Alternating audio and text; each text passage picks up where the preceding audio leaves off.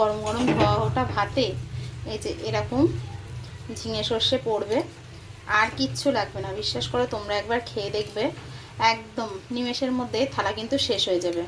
তো চলো আজকে আমি একটুখানি খেয়েই তোমাদেরকে বলছি। ওদিকে বাইরে কিন্তু খুব বৃষ্টি হচ্ছে, মেঘ ডাকছে, মেঘের আওয়াজ পাওয়া যাচ্ছে। যে দেখো,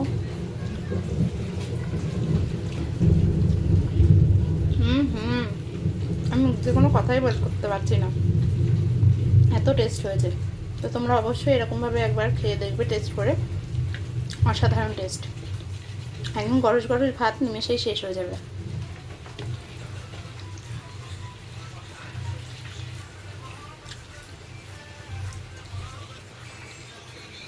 দেখো কালারটা দেখো, জাস্ট অসাধারণ। এটা কি রান্না হয়েছে বলতে পারবে?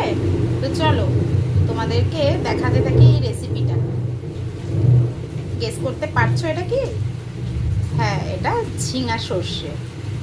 তোমরা তো ঝিঙা পোস্ত খেয়েছো, তো এভাবে একবার সর্ষে দিয়ে ঝিঙা খেয়ে দেখো কেমন টেস্ট হয়।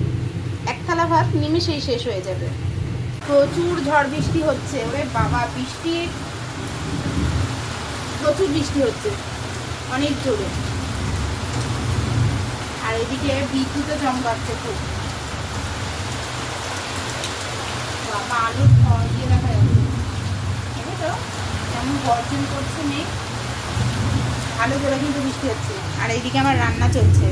কি রান্না বসিয়েছি চলো একটুখানি দেখায় তোমাদের। এই দেখো,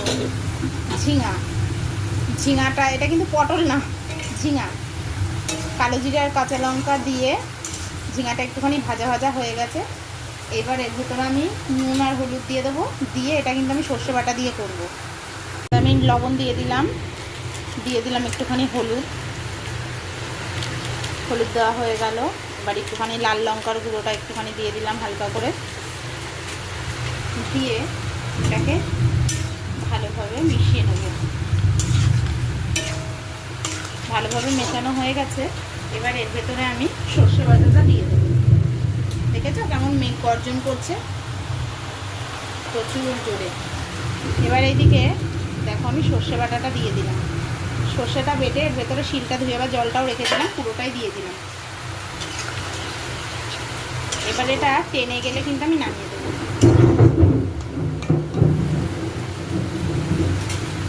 তো এটা আবার হতে থাকুক, ফিরে আসছি আবার একটু পরে।